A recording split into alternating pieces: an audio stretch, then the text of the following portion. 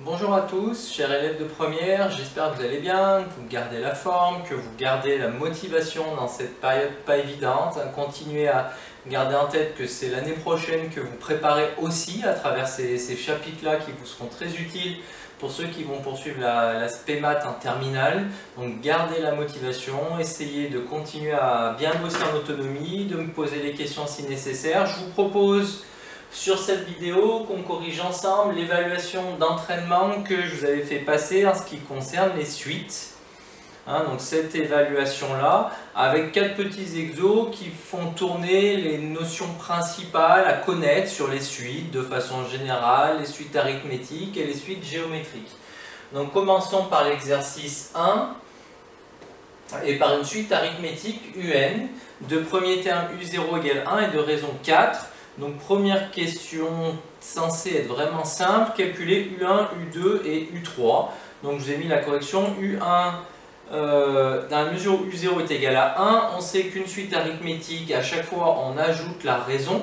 Donc ici la raison vaut 4, donc U1 égale 1 plus 4, c'est-à-dire 5. U2 égale 5 plus 4, c'est-à-dire 9.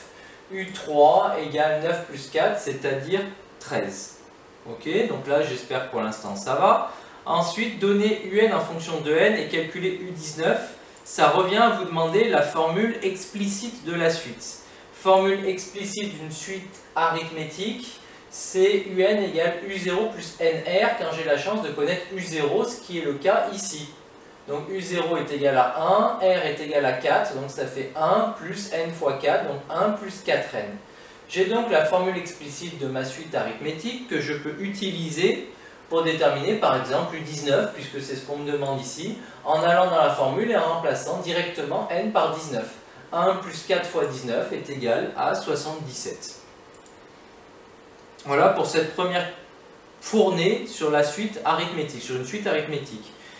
On vous demande maintenant dans une deuxième question de parler d'une suite géométrique Vn de premier terme V0 égale 2 et de raison 3.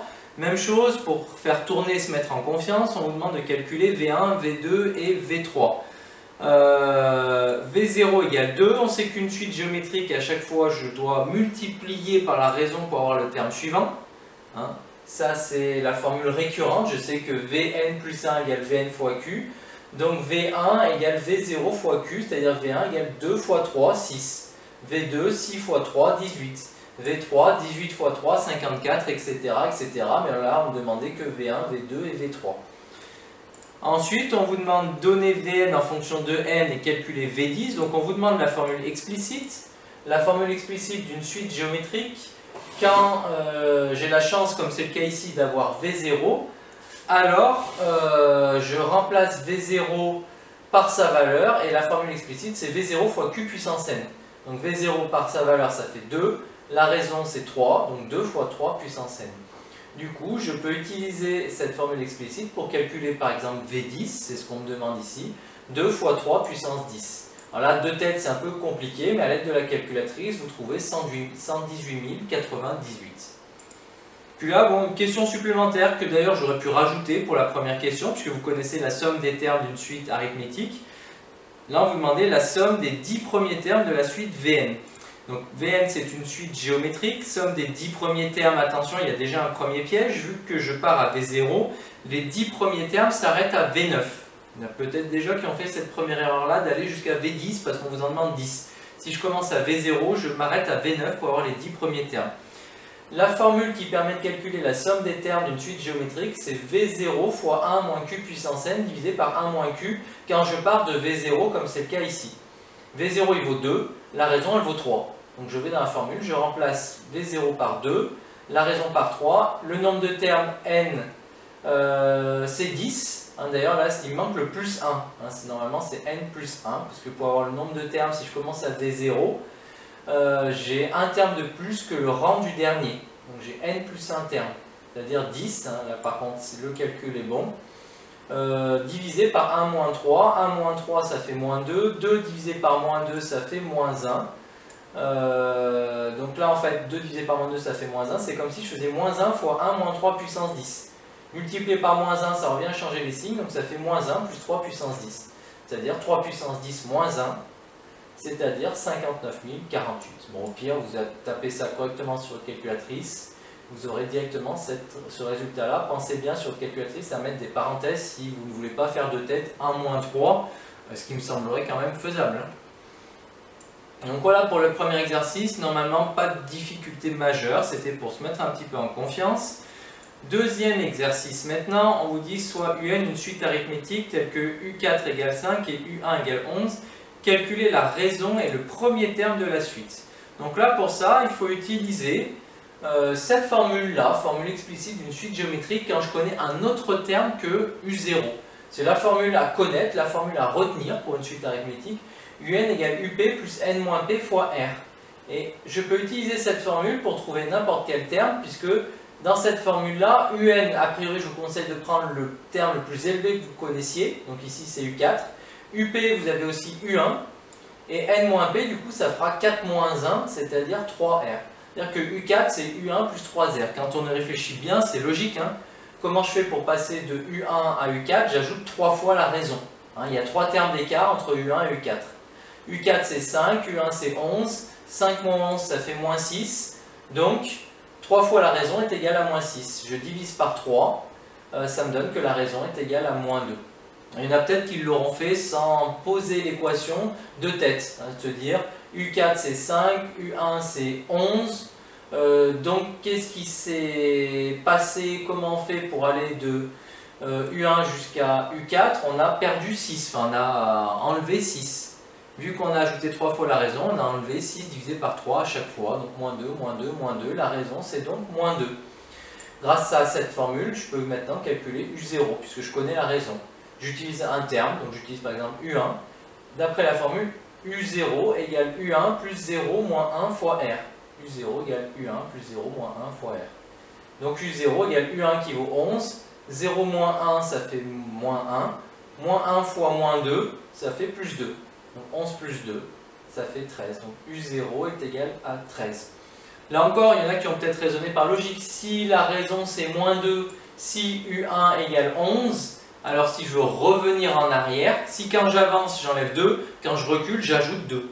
Donc il suffit d'ajouter 2 à 11, ça me donne 13 pour avoir U0. Peut-être que vous l'avez fait avec cette logique-là. C'est pas trop mal ici, mais c'est pas trop mal aussi. Mais l'avantage là, c'est que ça marche à tous les coups sans se prendre la tête. Cette formule-là, vous l'appliquez, donc formule importante à retenir sur une suite arithmétique. Dans un deuxième temps, vous demandez donc de calculer l'expression de UN en fonction de N. Maintenant que vous avez U0 et la raison, c'est assez simple. Hein. Vous savez que UN égale U0 plus NR. U0, on vient d'expliquer que c'était 13, R c'est moins 2, donc 13 moins 2N. C'est la formule explicite que je peux utiliser pour par exemple calculer U 2004. Hein. Je remplace n par 2004 dans la formule explicite. 13 moins 2 fois 2004, ça doit faire moins 3995. Et puis on vous demandait ensuite de calculer, de donner l'expression de Sn en fonction de n. Donc Sn c'est la somme des termes de 0 à n, donc la somme des n plus 1 premiers termes. Je vous rappelle que dans le cas d'une suite arithmétique, la formule à retenir pour avoir la somme des termes, c'est le nombre de termes fois le premier plus le dernier divisé par 2. Si je vais de 0 à n, il y a n plus 1 terme. Le premier c'est U0, il vaut 13. Le dernier c'est UN, donc je ne le connais pas mais je connais sa formule. Regardez, elle est au-dessus, UN c'est 13 moins 2n. Donc ça fait U0 qui vaut 13 plus UN qui vaut 13 moins 2n. Le tout divisé par 2. Et après, simplement, 13 plus 13, ça fait 26. Hein, 26 moins 2n. Et après, là, je constate que j'ai un produit de facteurs. Là, j'ai des multiples de 2. Donc, je peux simplifier ce facteur-là par 2. 26 divisé par 2, ça fait 13. Moins 2n divisé par 2, ça fait moins 1. Donc, ça fait n plus 1 fois 13 moins n. Hein, je répète, on a simplifié par 2 ce terme-là. On a le droit de le faire puisque c'est un produit. Hein, c'est comme si j'avais 4 fois 3 sur 3, je peux simplifier les 3, ça me ferait 4. Voilà, j'ai n plus 1 fois 26 moins 2n divisé par 2, 26 moins 2n divisé par 2, ça fait 13 moins n. Donc ça fait n plus 1 fois 13 moins n. Voilà la formule de la somme des n plus 1 premiers termes en fonction de n. Et du coup, si on demande la somme des termes jusqu'à 2004, Ben, il suffit d'aller dans la formule et de remplacer n par 2004. Hein. Ça va faire donc 2004 plus 1, facteur de 13 moins 2004. Je fais le calcul, ça doit faire moins 3 991 955. Hein. Attention, petit piège, S2004, vu comme est posé n, ça signifie en fait la somme de U0 jusqu'à U2004. Donc en réalité, la somme des 2005 premiers termes de cette suite arithmétique. Donc dans l'exercice suivant, exercice 3 maintenant, on vous dit les suites sont des suites arithmétiques de raison R, les suites UN, donc soyez bien attentifs à la consigne, et les suites VN sont des suites géométriques de raison Q. On vous demande de répondre aux questions en détaillant les différentes étapes. Donc chaque question est indépendante et les suites sont donc différentes à chaque fois, c'est-à-dire que si vous foirez la première question, vous pouvez quand même faire la deuxième, c'est une nouvelle suite, vous pouvez quand même faire la troisième, c'est une nouvelle suite, etc., etc. Chaque question avait pour objectif de vous faire manipuler une propriété sur les suites. Donc la première question, on vous donne U0 et U15, donc vu que c'est une suite U, c'est une suite arithmétique, et on vous demande de calculer U0, on vous donne U2 et U15, et on vous demande de calculer U0 et R. Donc pour ça, comme on l'a fait, ça ressemble un peu à l'exercice précédent. Comment on l'a fait? On utilise la formule UN égale UP plus N moins P fois R. Donc là, les deux termes que je connais, c'est U2 et U15. Donc d'après la formule, UN, U15 égale UP, U2 plus N moins P, donc 15 moins 2, ça fait 13 fois R. J'ai utilisé la formule qui dit qu'en gros, pour passer de U2 à U15, je vais ajouter 13 fois la raison. Sauf que U15, je sais que c'est moins 23. U2, je sais que c'est 3, c'est donné dans l'énoncé.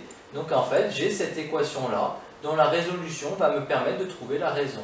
J'enlève 3, moins 26 égale 13R, et je divise par 13, R égale moins 2. Et donc là, j'ai la raison, maintenant je peux calculer U0. Hein, soit par logique, vous savez que si la raison c'est moins 2, U0 c'est 2 crans avant U2, donc il faut, si la raison c'est moins 2, c'est-à-dire qu'à chaque fois quand j'avance, je fais moins 2, donc quand je recule, je fais plus 2. Donc là, je recule de 2 crans en arrière, j'ajoute 2 de plus que U2, 2 de plus que 3, ça fait 7. Ou sinon, ce que je vous conseille de faire comme dans la correction, UN égale UP plus N moins P fois R, donc U0 égale U2 plus 0 moins 2 fois R, donc U2 moins 2R. U2 c'est 3, moins 2 fois moins 2, 3 plus 4 égale 7. Vous retrouvez donc la valeur de U0. Deuxième question, suite V, donc cette fois-ci attention, suite géométrique. V12 égale 7, V14 égale 63. Calculer Q de manière exacte, sachant qu'il est négatif. Alors on va voir qu'il y a un petit piège. Suite géométrique. Vn égale Vp fois Q à la puissance n-p. Ça, c'est la formule explicite à connaître pour une suite géométrique dont je ne connais pas le premier terme U0, mais un terme quelconque qu'on appelle Vp. Ici, je connais deux termes quelconques, V14 et V12.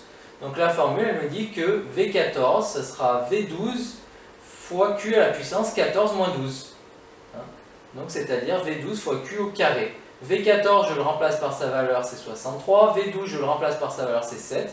Là encore, j'ai créé une équation dont la résolution va me permettre de trouver la valeur de Q. Je divise d'abord par 7. 63 divisé par 7, ça fait 9. C'est-à-dire que Q au carré égale 9. Attention, on se rappelle du cours de seconde, un carré positif appelle deux solutions, deux racines, racine de 9 et moins racine de 9, c'est-à-dire 3 ou moins 3. Et vu que là, dans la question, on me précise que Q est négatif, bah, j'oublie Q égale 3 et je ne conserve que la solution Q égale moins 3, qui est donc la raison de ma suite. Donc j'ai répondu à la question. Troisième question maintenant, U8 plus U9 plus U10 plus U11 plus U12 égale 305. Vu que c'est U, c'est donc une suite arithmétique. On me donne U20 égale 121 et on me demande de calculer la raison. Donc là, ça se complique encore un petit peu parce qu'on se dit, mais je sais la somme des termes de U8 à U12, on me donne U20 qui n'a rien à voir avec cette somme et on me demande de calculer la raison. Donc comment je vais pouvoir utiliser ces infos-là? Alors déjà, la somme des termes de 8 à U12, je vais utiliser la formule qui est dans mon cours qui me permet de calculer la somme des termes d'une suite arithmétique. Nombre de termes. Combien y a-t-il de termes de 8 à U12? Bah, si vous avez un doute, utilisez vos doigts. Si tout va bien, vous en avez 5. U8 plus U9 plus U10 plus U11 plus U12. Il y a 5 termes de 8 à 12.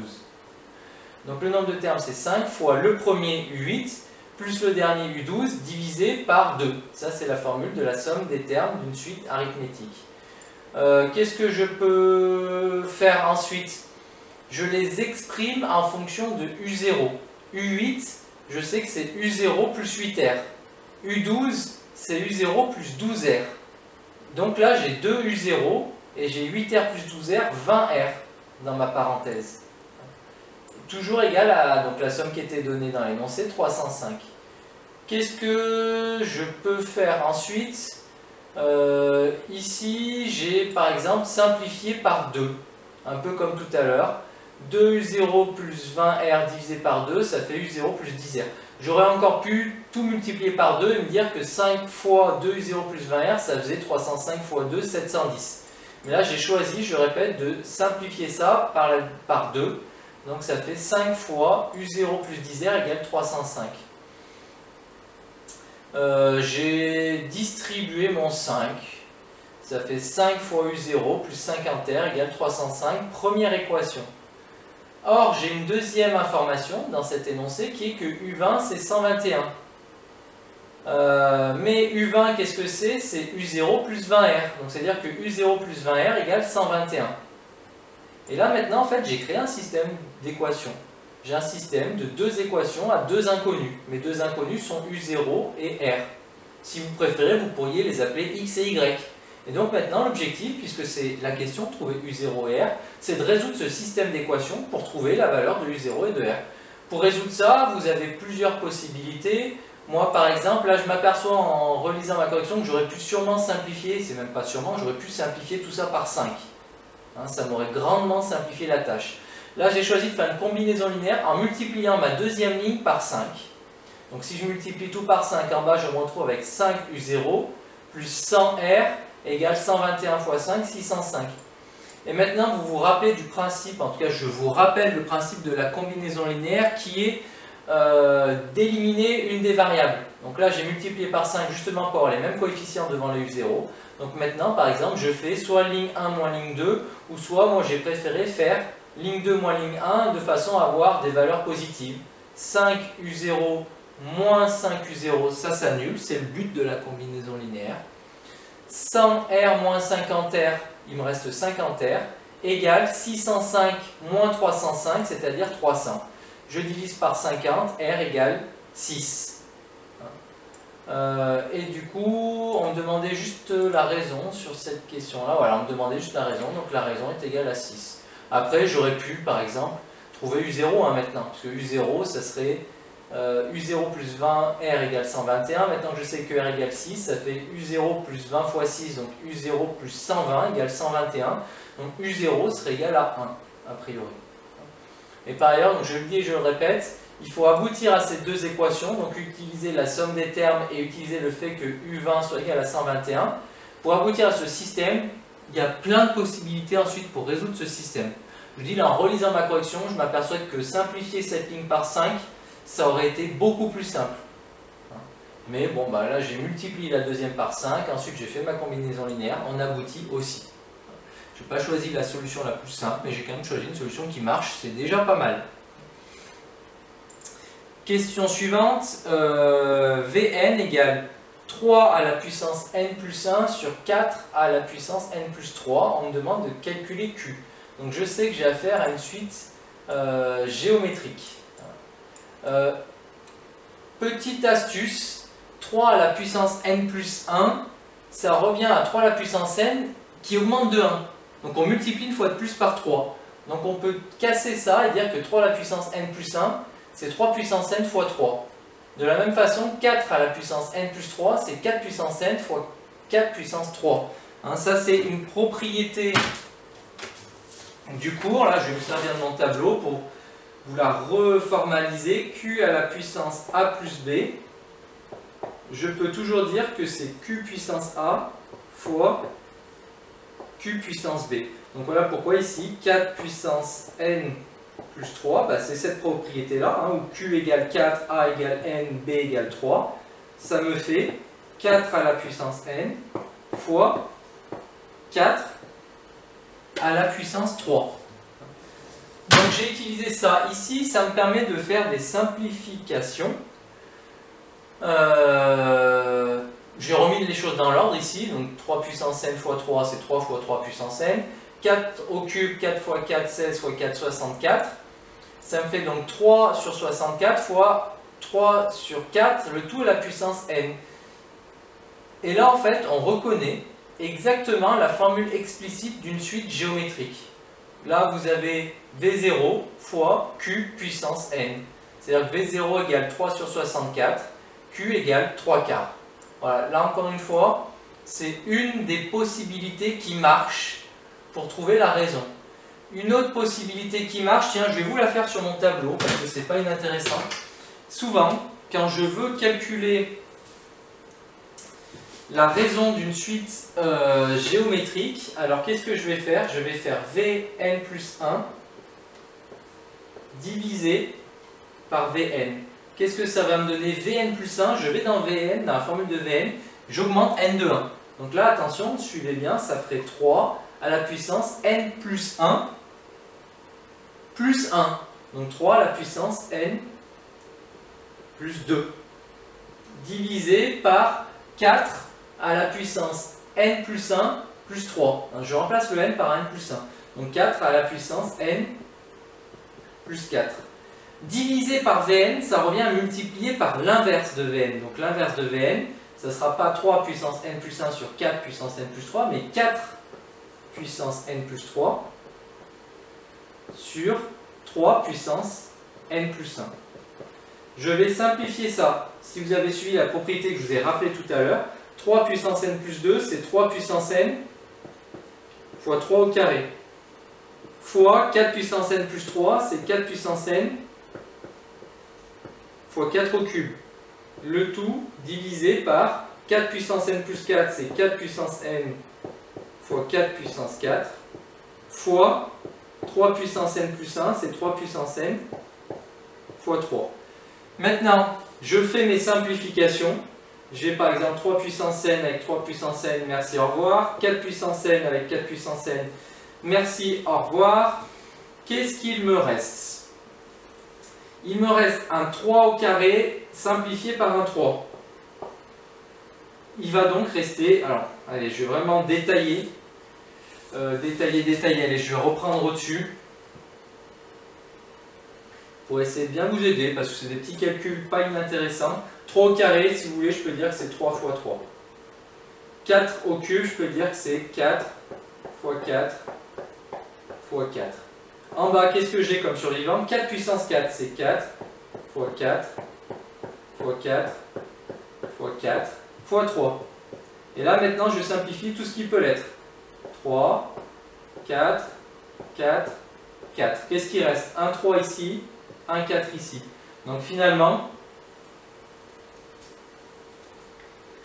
Vn plus 1 sur Vn égale 3 quarts. Mais en fait, quand je fais Vn plus 1 divisé par Vn, je trouve la raison de ma suite géométrique, parce que ça veut dire que Vn plus 1 égale 3 quarts fois Vn. Ça, c'est la définition même récurrente d'une suite géométrique. Deux raisons, 3 quarts. Donc voilà pourquoi la raison de ma suite géométrique, c'est 3 quarts. Alors voilà, c'était une autre façon de le démontrer. Ensuite et enfin, dernière question ici. On considère S égale U0 plus U1 plus U2 jusqu'à U19, donc la somme des termes d'une suite arithmétique, puisque les U c'est des suites arithmétiques. Sachant qu'on vous donne non pas U0 et U19, mais U3 et U11. On vous demande de calculer la somme en détaillant les étapes. Donc vu que je connais U3 et U11, grâce à ça, je vais pouvoir par exemple déterminer la raison.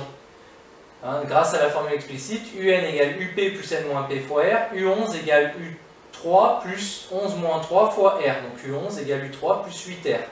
Or U11, je le remplace par sa valeur 37 sur 12, U3 par sa valeur 13 sur 12, plus 8R. J'enlève 13 sur 12 à 37 sur 12, ça fait 24 sur 12, c'est-à-dire 2. 2 égale 8R, R égale 2 sur 8. 2 sur 8, c'est un quart. Donc la raison de la suite, c'est un quart. Déjà une première information importante pour la suite. Grâce à ça, je sais que dans la somme des termes, de toute façon, j'ai besoin du premier et du dernier.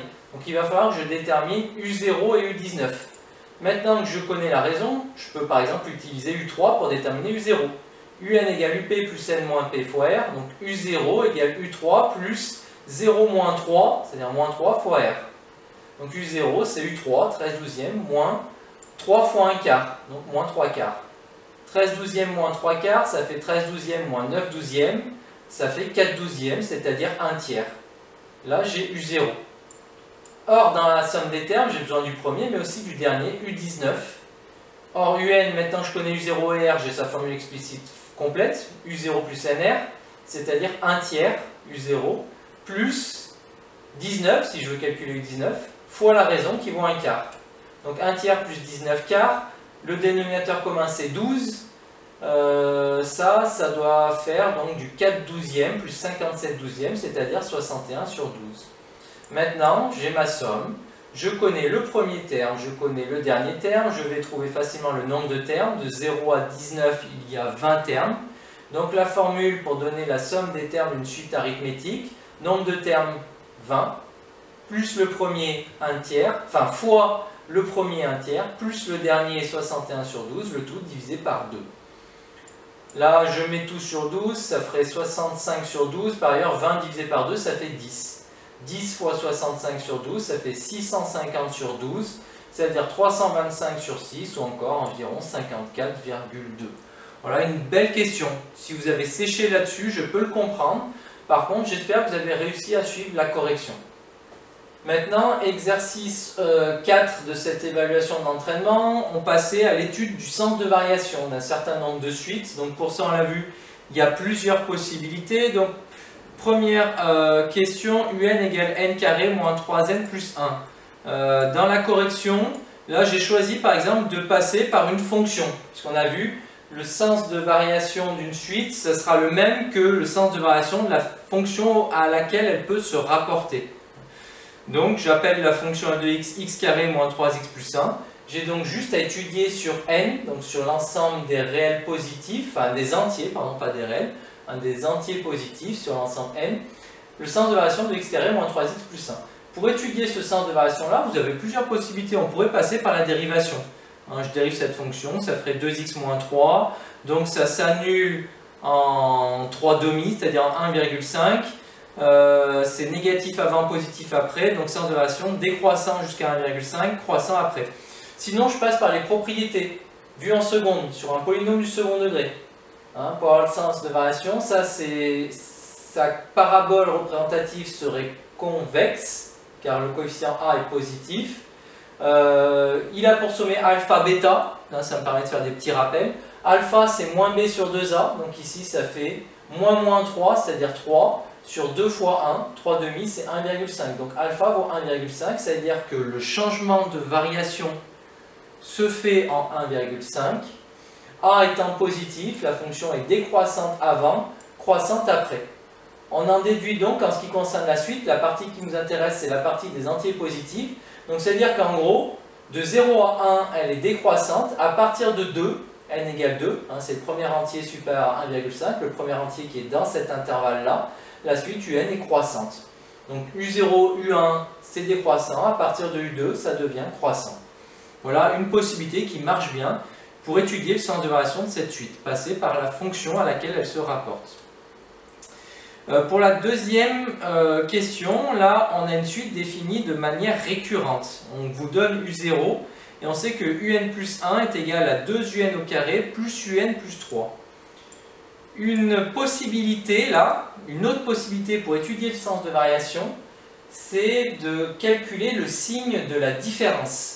On a vu dans le cours, calculer le signe de la différence entre deux termes consécutifs nous permet de savoir si ça augmente ou si ça diminue. Donc le signe de la différence entre deux termes consécutifs, je dois donc faire UN plus 1 moins UN. UN plus 1, c'est donné par la formule. Formule de récurrence, regardez dans l'énoncé. UN plus 1 égale 2UN carré plus UN plus 3. Donc UN plus 1, je le remplace par 2un carré plus un plus 3 moins un. Moins un. Donc là, l'avantage, c'est que un moins un, ça s'annule, il reste 2un carré plus 3. Et là, en fait, c'est terminé. Pourquoi c'est terminé?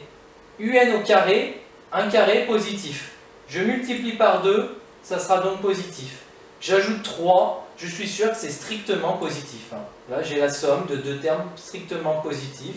Donc je suis sûr d'être positif. Donc un plus 1 moins un est strictement positif, ce qui signifie que un plus 1 est strictement plus grand que un. Donc ma suite d'un terme à l'autre, elle augmente. Elle est donc croissante. Voilà une façon de le démontrer qui marche bien. Question suivante. Encore une suite définie de façon récurrente. U0 égale 2, un plus 1 égale moins un divisé par 5. Là, à ce moment-là, qu'est-ce que je peux faire? Si je suis malin, je reconnais tout de suite que j'ai affaire à une suite géométrique. Pourquoi? Un plus 1 égale moins un divisé par 5, je peux le réécrire comme étant un plus 1 égale moins 1 cinquième fois un. Ça, c'est la définition même d'une suite géométrique. Un plus 1 égale un fois q. Avec q qui vaut combien? Moins 1 cinquième. Donc j'ai une suite géométrique de raison moins 1 cinquième. Mais son premier terme, je le connais, il est donné dans l'énoncé, c'est 2. Donc j'ai une suite de raison négative et de premier terme positif. Mais si vous allez dans votre cours, les suites de raisons négatives n'ont pas de sens de variation. C'est des suites alternées. Parce que vous allez toujours multiplier par un nombre négatif qui va systématiquement changer le signe. Donc en passant d'un terme à l'autre, vous changez le signe. Donc ça sera un coup négatif, un coup positif, un coup négatif, un coup positif. J'ai une suite alternée qui n'a pas de sens de variation, qui n'est pas monotone. Sinon, est-ce qu'il y aurait une autre possibilité? Vous auriez pu faire aussi un plus 1 divisé par un. Si vous faites un plus 1 divisé par un, vous trouvez que ça nous fait... vous trouvez que vous avez une suite géométrique de raison moins 1 cinquième aussi, donc raison négative, égale pas de sens de variation précis. Donc question pas évidente, il faut se rappeler de cette propriété du cours. Ensuite, quatrième, on vous demande, cette fois-ci, on vous donne un égale 3 à la puissance n plus 1 divisé par 5 à la puissance n. Je vous l'ai dit quand on a fait le cours, quand vous avez des suites comme ça avec des quotients, quelque chose qui marche bien pour déterminer le sens de variation, c'est de faire un plus 1 divisé par un et de le comparer avec 1. Donc là, c'est ce que j'ai fait. Je fais un plus 1 divisé par un. Un plus 1, regardez encore une fois, il suffit d'aller dans la formule et de remplacer n par n plus 1 pour l'obtenir. Donc je vais dans la formule de un, je remplace les n par des n plus 1. Qu'est-ce que ça va faire? 3 à la puissance n plus 1 plus 1, donc 3 à la puissance n plus 2, divisé par 5 à la puissance n plus 1. Ça, c'est un plus 1. Divisé par un, comme je vous l'ai expliqué tout à l'heure à l'aide de mon tableau, ça revient à multiplier par l'inverse de un. Donc l'inverse de un, c'est donc 5 puissance n, divisé par 3 puissance n plus 1. Après, comme on l'a fait tout à l'heure, on décompose 3 à la puissance n plus 2, ça fait 3 puissance n fois 3 puissance 2, c'est-à-dire 9, fois 5 puissance n. Donc là, j'ai simplifié mon numérateur. Mon dénominateur, 5 puissance n plus 1, ça fait 5 puissance n fois 5. 3 puissance n plus 1, ça fait 3 puissance n fois 3. Et là, je simplifie tout ce qui peut l'être. 3 puissance n avec 3 puissance n, 5 puissance n avec 5 puissance n. Qu'est-ce qui reste? 9 sur 5 fois 3. C'est-à-dire 9 quinzièmes, c'est-à-dire 3 cinquièmes. Et je sais, parce que c'est dans mon cours, que ce qui m'intéresse quand je fais un plus 1 divisé par un, c'est de le comparer avec 1. Mais 3 cinquièmes, c'est plus petit que 1. Donc qu'est-ce que je viens de faire? Je viens de démontrer que un plus 1 divisé par un est plus petit que 1. Je multiplie par un. Je sais que là, j'aurai que des valeurs de n positives. Donc un est quelque chose de positif. C'est une suite de termes positifs. Donc multiplier par un ne change pas le sens de mon inégalité. Je multiplie par un terme positif. Donc un plus 1 divisé par un inférieur à 1 est équivalent à un plus 1 inférieur à 1 fois un. Donc inférieur à un. Donc petit à petit, on diminue. Donc ma suite est décroissante. Propriété du cours, si quand je fais un plus 1 divisé par un, c'est plus petit que 1, si ma suite est positive, ça signifie qu'elle est décroissante. Et là, par ailleurs, j'aurais démontré que j'ai affaire à une suite géométrique de raison 3 cinquièmes. Un plus 1 divisé par un égale 3 cinquièmes, c'est-à-dire que un plus 1 égale 3 cinquièmes fois un. Donc là, cette suite-là est géométrique de raison 3 cinquièmes. Bon, là, c'était pas la question, mais c'est un petit bonus que je vous offre. Ça, c'est cadeau. Et enfin, dernière suite dont on veut étudier le sens de variation, 2 puissance n divisé par n. Là, j'ai choisi de faire la différence entre deux termes consécutifs. Donc je fais un plus 1 moins un. Et vous allez voir qu'on se lance dans un calcul assez complexe. Un plus 1 moins un, ça fait donc 2 à la puissance n plus 1 sur n plus 1, moins un, donc moins 2 puissance n sur n. Ce qui m'intéresse, c'est d'étudier le signe de ça. Je vais donc essayer de simplifier cette différence-là en réduisant tout au même dénominateur. Le dénominateur ici, c'est n plus 1, ici c'est n, donc le dénominateur commun sera le produit des deux. Donc je vais multiplier ça par n, ça me fait 2 puissance n plus 1 fois n, et ça par n plus 1, ça fait moins 2 puissance n fois n plus 1.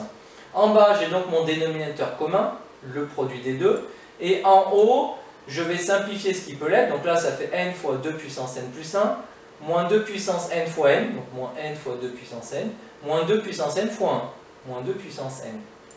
Là, qu'est-ce que je constate? Je constate que 2 puissance n plus 1, je peux dire que c'est 2 puissance n fois 2, d'après la propriété que je vous ai rappelée tout à l'heure. Donc là, ça fait n facteur de 2 puissance n fois 2. Moins n fois 2 puissance n, moins 2 puissance n, là, j'ai rien changé. Mais là, l'avantage en faisant ça, c'est que je peux factoriser mon numérateur, j'ai 2 puissance n qui apparaît dans chacun des termes. Donc attention, là, on est à un bon niveau là, de calcul algébrique. Je factorise par 2 puissance n. Il y a combien de fois ici? N fois 2, donc 2n. Moins n ici, donc moins n. Moins ici 1, comme s'il y avait le facteur 1, donc moins 1. 2n moins n, ça fait n moins 1. Et donc en fait, ce qui m'intéresse, je l'ai dit, là j'ai simplifié le plus possible ma différence entre deux termes consécutifs, elle vaut ça. Ce qui m'intéresse, c'est le signe de ça. Le signe de ça, je dois toujours avoir en tête que n est un entier naturel positif. On me dit ici que c'est même un entier naturel strictement positif, c'est-à-dire n étoile, c'est-à-dire qu'on exclut le 0. Donc là, n, en fait, c'est des entiers à partir de 1. Donc ça veut dire que déjà, 2 puissance n, ça sera positif. N, ça sera positif. N plus 1, ça sera positif. Il me reste à étudier le signe de n-1. Mais n-1, c'est supérieur à 0, quand n est supérieur à 1, justement. n-1, je répète, c'est supérieur à 0, quand n est supérieur à 1. Donc là, ça marche. Donc en fait, ça veut dire que tout ça, ce n'est que des termes positifs. Je répète, et je vais peut-être utiliser mon tableau là, parce que c'est vrai qu'on est quand même à un bon petit niveau de calcul. Alors vous êtes bon, vous avez dû comprendre, mais on ne sait jamais. Je répète, regardez, 2 puissance n, c'est positif. Parce que n est un entier naturel positif. n-1, à quel moment c'est positif? C'est positif, voilà, positif ou nul, hein, si n, j'ajoute 1, est plus grand que 1.